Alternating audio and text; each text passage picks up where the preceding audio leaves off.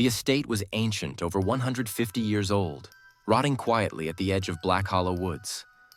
My bedroom had a door, warped with age, that led to a sealed stairwell ascending to the manor's tower. The door was always bolted. Always. I lived with 3 other housemates, and each swore eyes dead serious that they'd never go near that tower.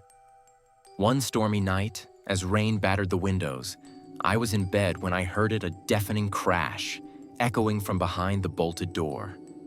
It wasn't subtle, like something slipping off a shelf. It was violent, intentional.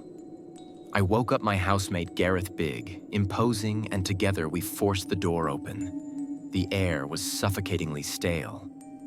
At the foot of the crooked stairs leading to the tower, an old dust-choked painting lay face up. A woman, pale and gaunt, stared out from the canvas. Her eyes, dark pits, seemed to follow us even in the dim candlelight. None of us had ever seen it before. We never used the tower. It was supposed to be empty, filled with decades of dust and decay. We carried the painting up to the top of the tower, where shattered beams and crumbling walls let in thin streaks of moonlight. We wedged it behind collapsed furniture where, we thought, it could never move. Weeks passed. I tried to forget. Then one night, around 3 a.m., I was jolted awake by that same horrific crash. But I dreamt it, right? Had to be. Still, I checked. The bolt was still latched. But when I opened the door, there it was again, the painting, somehow back at the bottom of the steps. But something was different. The woman in the painting. Her head had subtly turned, as if she'd been waiting. Disturbed, we dragged the painting down to the cellar, deeper than even the rats dared to go. We left it on the highest, darkest shelf, surrounded by old tools and jars of things I didn't want to identify. Months passed.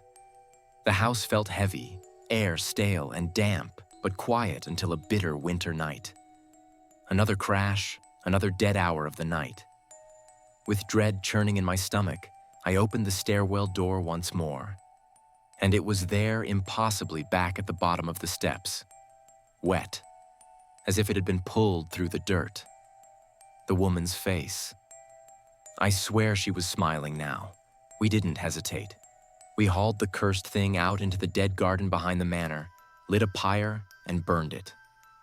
The face bubbled and cracked in the flames, but her eyes never seemed to burst, only sink into the canvas like black holes. The house went quiet after that, but it never felt empty. The walls watched us. I moved out as soon as I could. I still dream of that painting.